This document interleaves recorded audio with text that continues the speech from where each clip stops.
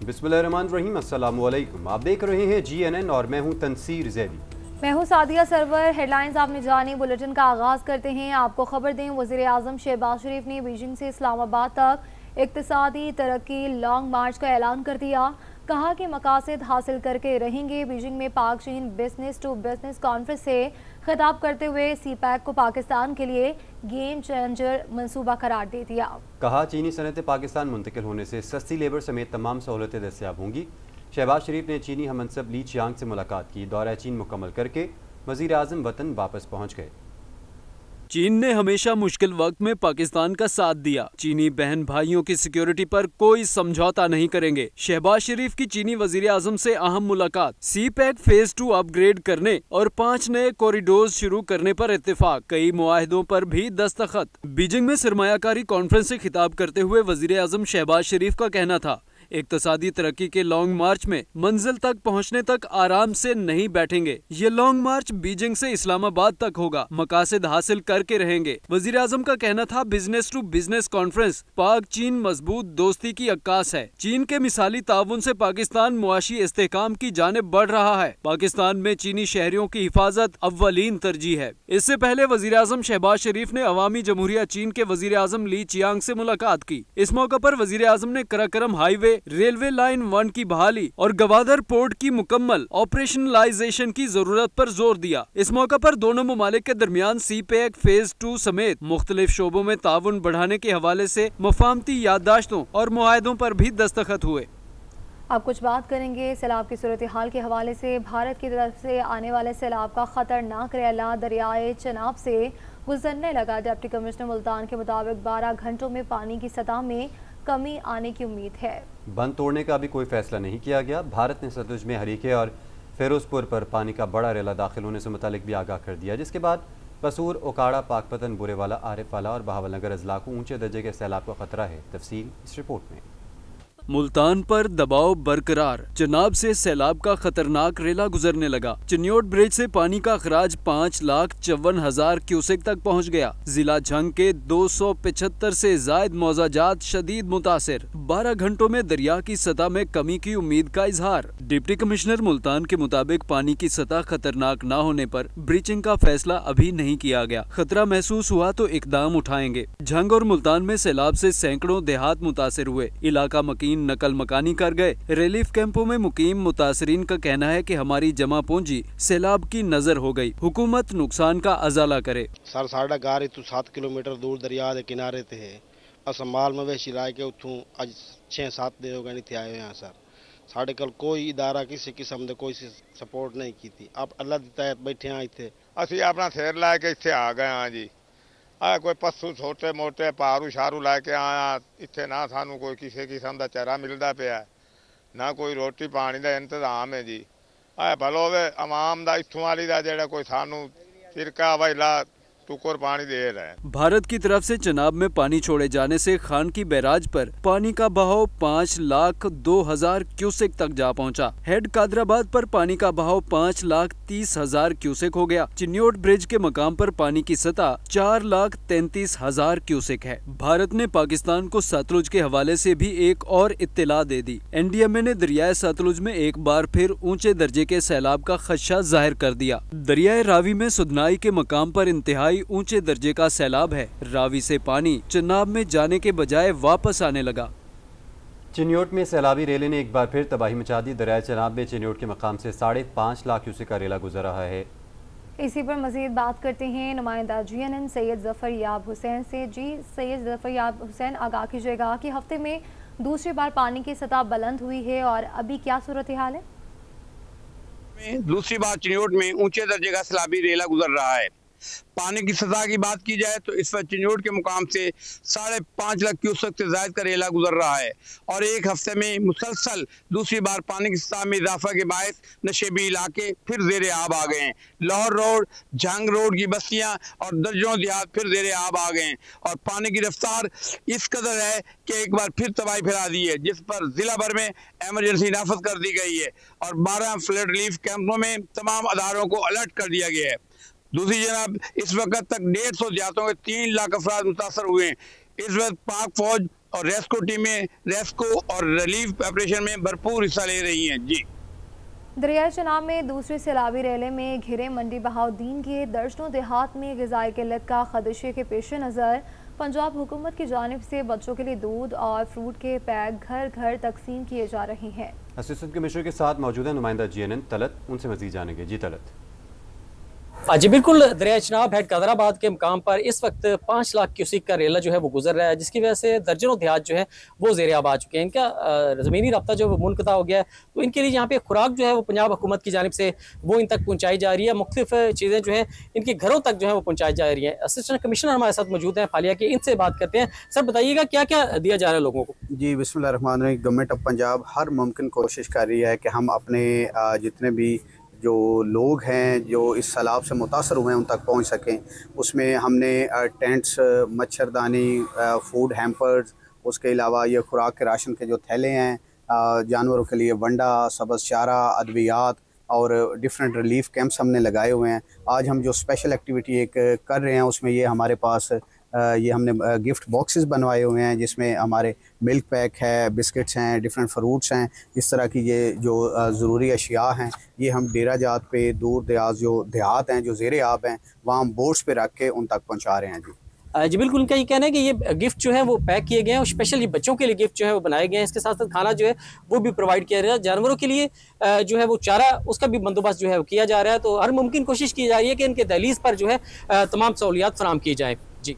NDMA ने दरियाओं में सैलाबी सूरत हाल में इजाफे और बारिशों के दौरान नशेबी इलाके ज़ेर-ए-आब आने का खदशा जाहिर कर दिया है। सैलाब ज़दा इलाकों में इंतजामिया को चौकस रहने का अलर्ट जारी कर दिया गया। महकमा मौसमियात ने 7 सितंबर से 10 सितंबर तक मजीद बारिशों की पेशगोई कर दी। ये रिपोर्ट देखिए। NDMA के नेशनल इमरजेंसी ऑपरेशन सेंटर ने बारिशों के दौरान दरियाओं में सैलाबी सूरत हाल बढ़ने का अलर्ट जारी किया है। NDMA का कहना है कि मानसून के स्पेल में सिंध और पंजाब समेत मजीद बारिशें मुतवक्के हैं। दरियाए चनाब में खानकी, मराला और त्रीमो के मकाम पर पानी का ऊंचे दर्जे का सैलाब, जबकि रिवाज पुल पर पानी की सतह में बतदरीज इजाफा हो रहा है। कादिराबाद, त्रीमो, नालाएक और पलखों के करीबी देहातों में सैलाबी सूरत हाल पैदा हो सकती है। दरियाए रावी में हेड सुदनाई, जसर और दरियाए सतलुज में गंडा सिंह वाला, सुलेमान की और इस्लाम हेड वर्क्स पर भी ऊंचे दर्जे के सैलाब की सूरत हाल बरकरार है। भारतीय डैमों से पानी के मुसलसल अखराज से मशरकी दरियाओं में सैलाबी तुगयानी आ सकती है। इंतजामिया को अलर्ट रहने की हिदायत कर दी गई। महकमा मौसमियात के मुताबिक खैबर पख्तूनख्वा, सिंध, कश्मीर समेत मुल्क में बारिशों का नया सिलसिला 7 से 10 सितंबर तक जारी रहेगा। पहाड़ी इलाकों में शदीद बारिशों से लैंडस्लाइडिंग का भी खतरा है। वज़ीर आला पंजाब मरियम नवाज शरीफ का लाहौर में चुंग फ्लड रिलीफ कैंप का दौरा, मुतासरीन में घुल मिल गए। कैंप में मुकीम खवातीन और बच्चों को तोहफे भी पेश किए। हुकाम को फ्लड रिलीफ कैंप में मुकीम सब बच्चों की हेल्थ स्क्रीनिंग की हिदायत। वज़ीर आला ने सैलाब मुतासरीन की बहाली के लिए इक़दाम की यकीन दहानी भी करवाई। तफसील देखिए इस रिपोर्ट में।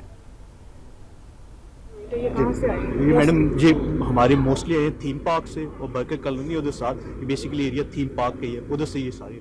वज़ीर आला Punjab Maryam Nawaz Sharif चुंग flood relief camp पहुंच गयी। कैंप में मुकीम खवातीन और बच्चों को तोहफे पेश किए। आरसी क्लास में बच्चों से गपशप की और मुख्तलिफ सवालात भी पूछे। मरियम नवाज शरीफ ने कैंप में मौजूद मेडिसिन, ECG, एक्सरे और दीगर सहूलियात का जायजा लिया। वज़ीर आला की हिदायत पर अशोबे चशम में मुब्तला का फौरी इलाज मुआवजा शुरू। फ्लड रिलीफ कैंप में मुकीम सब बच्चों की हेल्थ स्क्रीनिंग की हिदायत भी जारी कर दी। वज़ीर आला ने सैलाब मुतासरीन की बहाली के लिए इक़दाम की यकीन दहानी कराई। मरियम नवाज का कहना था कि पानी की सूरत हाल का जायजा ले रहे हैं, घर बनाने में भी मदद करेंगे। फिक्र न करें, आपके साथ हैं और साथ देंगे। DC साहब को कहा है सबके नंबर जो है वो नोट करें और इंशाअल्लाह ताला आपके घर बनाने में आपकी मदद करेंगे। कमिश्नर और डिप्टी कमिश्नर ने ब्रीफिंग में बताया कि लाहौर में 7 flood relief camp, 17 medical relief camp और 9 लाइफ स्टॉक रिलीफ कैंप कायम किए गए हैं। गवर्नमेंट गर्ल्स हाई स्कूल चुंग में 3000 सैलाब मुतासरीन मुकीम है, जिन्हें खाना, मिनरल वाटर, मिल्क पैक और बिस्किट फ्राहम किए जा रहे हैं। जबकि सैलाब ज़दगान के इलाज और सेहत के लिए 24 घंटे डॉक्टर और तिब्बी अमला मौजूद है।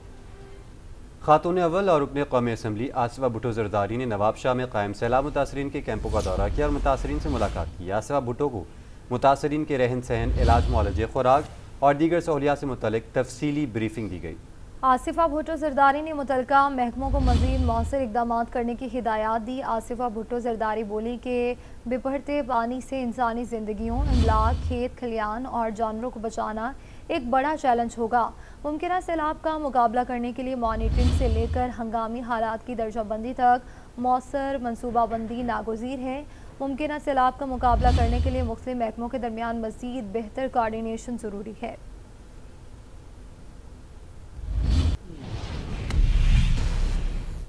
इलेक्शन कमीशन ने पंजाब में कौमी सूबाई असम्बली की 9 नशस्तों पर ज़िमनी इंतखाब का शेड्यूल मुअत्तल कर दिया। इलेक्शन कमीशन के मुताबिक फैसला पंजाब में सैलाबी सूरत हाल के बायस किया गया। NA 66 Wazirabad, NA 96 Faisalabad, NA 104 Faisalabad और NA 129 लाहौर, NA 143 साहिवाल में ज़िमनी इलेक्शन रोक दिए गए। PP 73 Sargodha, PP 87 Mianwali, PP 98 Faisalabad और PP 203 साहिवाल में इलेक्शन रोक दिए गए। इन हलकों में इलेक्शन 18 सितंबर और 5 अक्टूबर को शेड्यूल थे।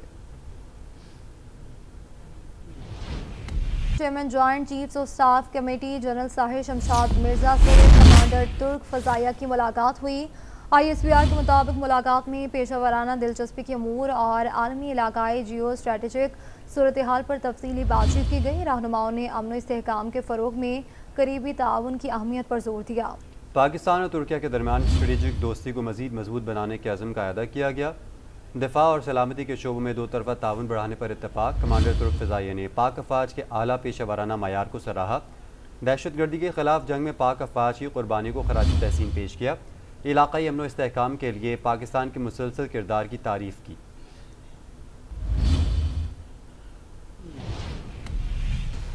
अमरीकी अदालत ने ट्रंप की ट्रांसजेंडर मुखालिफ पासपोर्ट पॉलिसी की बहाली मुस्तरद कर दी। अमरीकी अपील कोर्ट का कहना है कि महकमा ख़ारजा सराओं को शनाख्त के मुताबिक पासपोर्ट देने का पाबंद है। अपील कोर्ट के मुताबिक हुकूमत सिनफी शनाख्त की बुनियाद पर पासपोर्ट जारी करने से इनकार नहीं कर सकती। अपील कोर्ट ने ट्रंप इंतजामिया को ख्वाजा सरा मुखालिफ पॉलिसी पर अमल दरामद से रोक दिया है।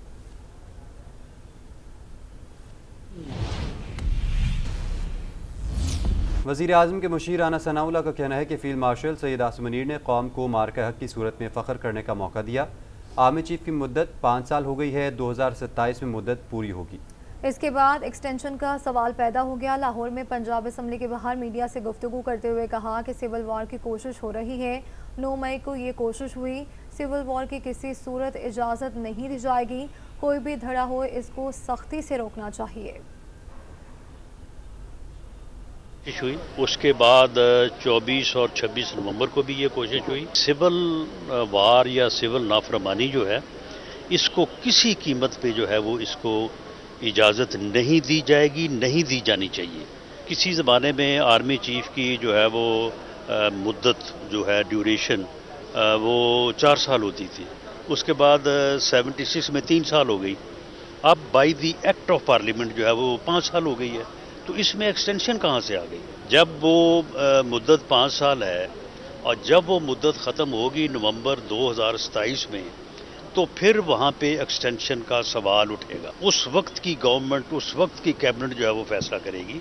एक्सटेंशन का रवाज है, अनजस्टिफाइड एक्सटेंशन भी होती रही हैं। अगर एक ऐसा बंदा जो फील्ड मार्शल हो और अगर रवाज हो ये, तो फिर उससे ज़्यादा डिजर्विंग आदमी कौन हो सकता है? आर्मी चीफ आसिम मुनीर साहब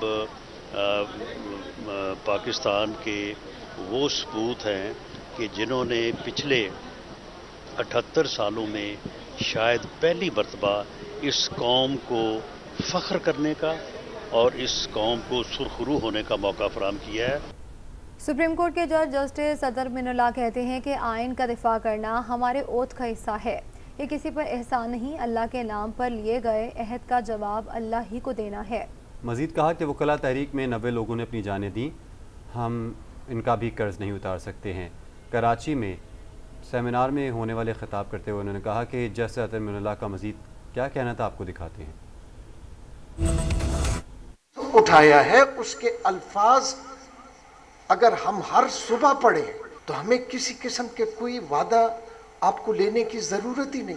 आपको तो रोजाना हमें याद दिलाना चाहिए कि आपने सिर्फ लोगों के साथ नहीं, अल्लाह का नाम लेके अल्लाह को हाजिर नाजिर जान के एक ओथ उठाया है। वो ओथ क्या है कि आइन का दिफा करना है। ये हमारे ओथ का हिस्सा है, ये किसी पे एहसान नहीं है। चूंकि मैंने अल्लाह का नाम लेके ओथ लिया, मैं अल्लाह को जवाब दे जो मैंने कुछ देखा। हम भूल जाते हैं और हम भूल गए हैं कि उसमें इस बार के वकला समेत 90 लोगों ने अपनी जानें दे दी। हम उन 90 कभी कर्ज नहीं चुका सके।